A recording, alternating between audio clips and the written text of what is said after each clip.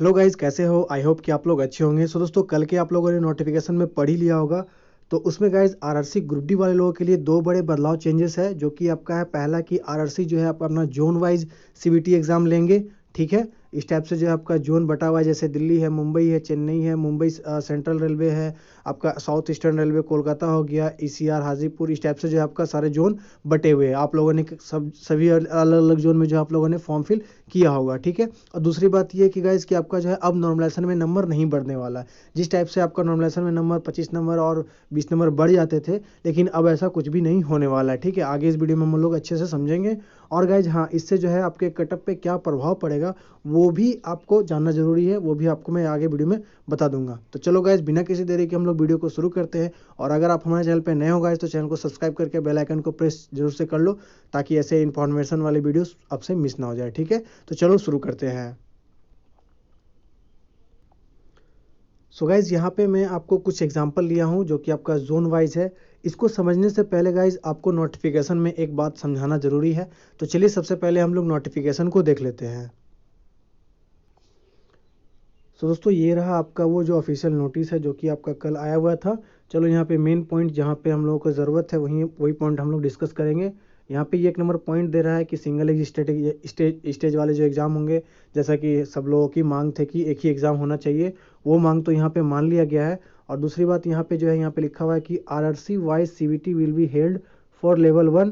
ठीक है, तो यहाँ पे जो आरआरसी वाइज लिख दिया है ना, तो ये आपका आरआरसी वाइज लिया जाएगा एग्ज़ाम। ठीक है, वो इसलिए ताकि जो है आपका जो है ये प्रोसेस है, speed up of the examination process, ताकि जो है ये एग्जामिनेशन का जो प्रोसेस है जल्द से जल्द कंप्लीट कर लिया जाए। ठीक है, अब आरआरसी वाइज अगर डिवाइड कर दिया गया है, तो प्रत्येक आरआरसी में अलग अलग कैंडिडेट फॉर्म फिल किए होंगे। कहीं 10 लाख है, कहीं 8 लाख है, कहीं 5 लाख है। ठीक है, तो ये चीज़ यहाँ पे क्या बोला यहाँ पे कि also maximum available capacity is recommended to be used. ठीक है, जितना ज़्यादा से ज़्यादा कैपेसिटी हो सके वो यूज़ करना चाहेंगे एक शिफ्ट में आपके एग्ज़ाम को निकालने का। ठीक है, और उसके बाद फिर क्या लिखा हुआ है कि reduce the number of shift involve for each RRC. ये जो शिफ्ट, जितने मल्टीपल शिफ्ट में एग्जाम होते थे, उसको रेड्यूस मतलब कि घटाने का कोशिश किया जा रहा है, ताकि जो है जल्द से जल्द प्रोसेस किया जा सके। ठीक है, ये बात यहाँ पे इन्होंने कहा है। अब तीसरा पॉइंट यहाँ पे देख लो कि percentile based normalization which is simple and easy to understand.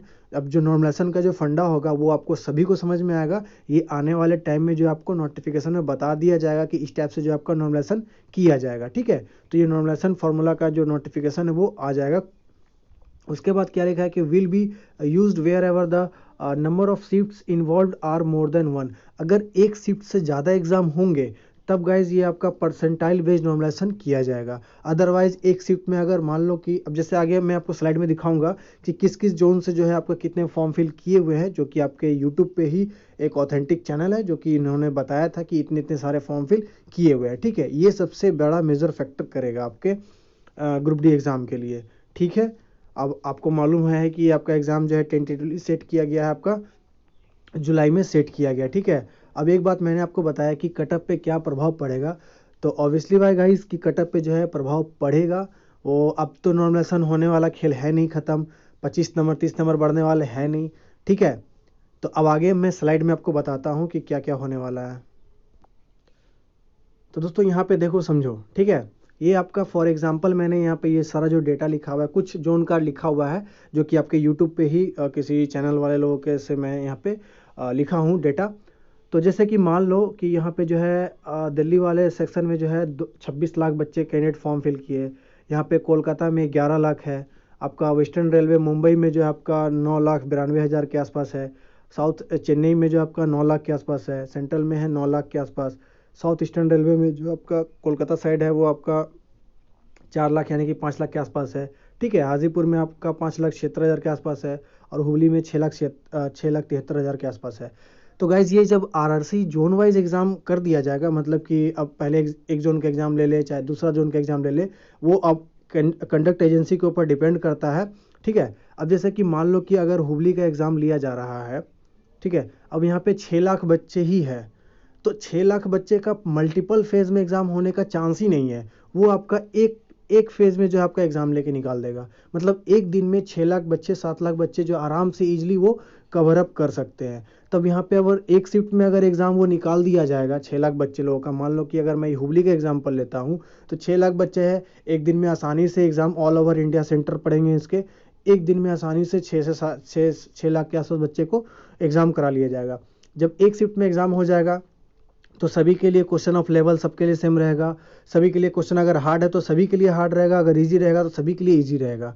ठीक है, तब यहाँ पे नॉर्मलाइजेशन का फंडा एकदम नहीं लगने वाला। वो नोटिफिकेशन में लिखा हुआ है कि अगर एक शिफ्ट से ज़्यादा शिफ्ट होगा तभी वो नॉर्मलाइजेशन का फॉर्मूला यूज़ करेगा, अदरवाइज वो नहीं करेगा। ठीक है, तो अब जो भी माइंड सेट करके रखे हुए थे कि हाँ इतना नंबर लाएंगे उसके बाद 25 नंबर बढ़ जाएगा, तब ऐसा बिल्कुल भी नहीं होने वाला है। ये बस एक एग्जांपल लिया हूँ कि ये सब सारे जो है इतने इतने फॉर्म फिल किए। अब जैसे मान लो कि दिल्ली वाले जगह का अगर एग्ज़ाम लिया जाएगा आरआरसी का, तो यहाँ पे 26 लाख बच्चे हैं, तो 26 लाख बच्चे एक शिफ्ट में नहीं हो सकता, ये 2-3 शिफ्ट जा सकता है। तो यहाँ पे वो नॉर्मलाइजेशन का फॉर्मूला फंडा सेट करेगा जो कि आपका परसेंटाइल बेस वाले हैं। ठीक है, अब मान लो ना परसेंटाइल जस्ट लाइक जैसे कि आपका एग्ज़ाम होता था 10th वगैरह में, तो जो सबसे ज़्यादा नंबर लेके आया उसका परसेंट ज़्यादा होगा, तो वो परसेंटेज का हिसाब हो गया। लेकिन परसेंटाइल में क्या है कि मान लो कि अगर ये 26 लाख वाले बच्चों का एग्ज़ाम चल रहा है या एनआर दिल्ली रीजन का, ठीक है, तब यहाँ पे मल्टीपल शिफ्ट होगा क्योंकि 26 लाख बच्चे हैं भाई,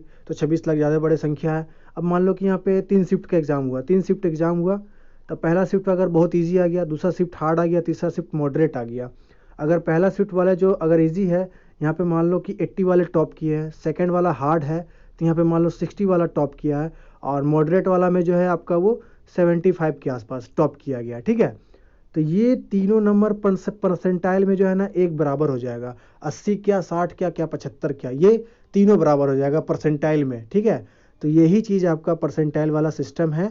अब आने वाले समय में आपको नोटिफिकेशन में दे दिया जाएगा कि किस टाइप से जो वो परसेंटाइल का मतलब नॉर्मलाइजेशन किया जाएगा। ठीक है, अब ये कोलकाता रीजन से जो फॉर्म फिल किए होंगे, हाजीपुर से जो फॉर्म फिल किए होंगे, हुबली से जो फॉर्म फिल किए होंगे, क्योंकि यहाँ पे फॉर्म फिल की संख्या काफ़ी कम है, मतलब कि एक एक दिन में ये सब सारे जो जोन है ना आराम से निपट जाएंगे, और इससे जो है आपका प्रक्रिया भी तेज़ हो जाएगा।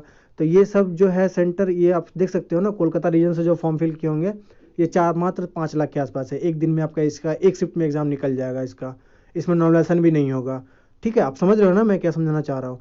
तो इस टाइप से जो है आपका ये जोन वाइज एग्ज़ाम होगा, नॉर्मलाइजेशन भी नहीं होने वाला है। अब जो मतलब जो ज़्यादा नंबर लेके आएगा वो इसके हकदार होगा, सिंपल सी बात ये समझ लो। ठीक है, तो आई होप कि आपको ये समझ में आ गया होगा। अभी भी अगर कुछ समझ में नहीं आया तो आप नीचे कमेंट बॉक्स में कमेंट कर दो। तो चलो गाइस, फिर मिलते हैं नेक्स्ट वीडियो के साथ। अगर आपको वीडियो अच्छा लगे तो वीडियो को लाइक कर देना, चैनल पे नए हो तो गाइस चैनल को सब्सक्राइब करके बेल आइकन को प्रेस जरूर से कर लेना। ठीक है, तो चलो फिर मिलते हैं नेक्स्ट वीडियो के साथ, तब तक के लिए दोस्तों जय हिंद, वंदे मातरम।